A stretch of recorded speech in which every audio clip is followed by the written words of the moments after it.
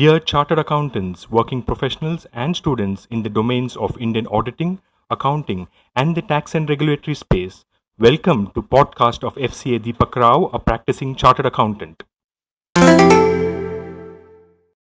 Daily news and updates for 1st December 2023. The central government is undertaking a major overhaul of the goods and service tax framework specifically tailored for service industries, including e-commerce and travel, that may not maintain physical offices in the states they operate. The move aims to address challenges arising from the crackdown on fake GST registrations, which inadvertently affected businesses relying solely on virtual offices. Authorities are exploring various options, including amending the GST law with an additional clause or refining its definition to accommodate the unique operational aspects of service industries. A potential consideration is the introduction of a reverse charge mechanism for sectors operating differently. The central government's efforts to streamline GST for virtual businesses, particularly in the service, e-commerce and travel sectors, underscore a commitment to adapt tax frameworks to the evolving nature of contemporary business practices. As the proposed changes take shape, the aim is to strike a balance between facilitating tax compliance and maintaining robust enforcement mechanisms.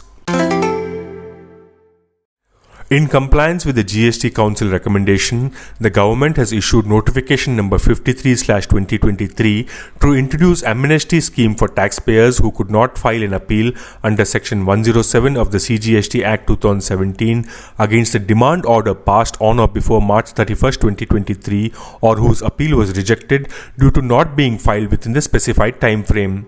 Now, the GSTN has issued advisory to inform that the taxpayers can now file an appeal in Form GST APL 01 on the GST portal on or before January 31st, 2024 for the order passed by the proper officer on or before March 31st, 2023. It is further advised that the taxpayer should make payments for entertaining the appeal by the appellate officer as per the provisions of notification number 53/2023. Indian banks witnessed their highest hiring numbers in a decade in financial year 23, and the trend is expected to continue in financial year 24, with top banking sector officials expecting a surge in headcount growth. This growth is likely to surpass the previous year's record and potentially set an all-time high.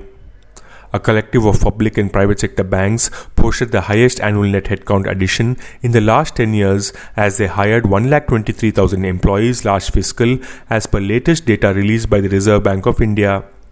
Net headcount addition in financial year 2023 surged 61% over financial year 2022 and is expected to beat the record high of financial year 2011.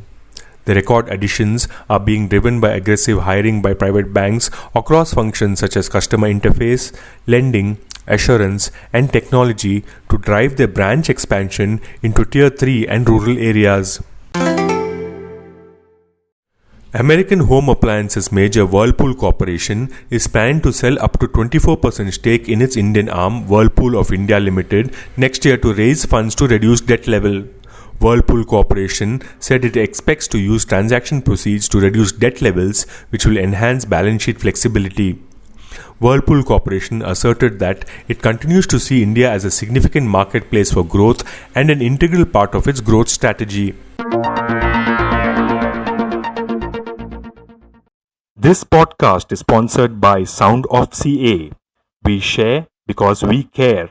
Vande Mataram, Jai Hind.